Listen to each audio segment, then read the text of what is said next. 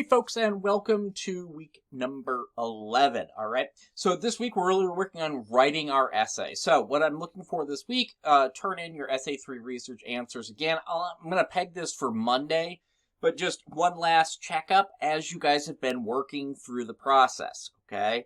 If you haven't done anymore, like you finished, you think, and I've already given you feedback, it's fine not to submit them again.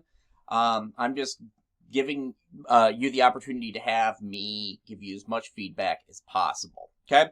So check your feedback on the questions, the answers, the source analysis, everything we've done so far. Update any sources, make any changes you need to make. Okay, after that, let's look at the citation basics, YCite, and the MLA format. Excuse me. And then finally, the Essay 3 draft, which is due on March 30th. Okay?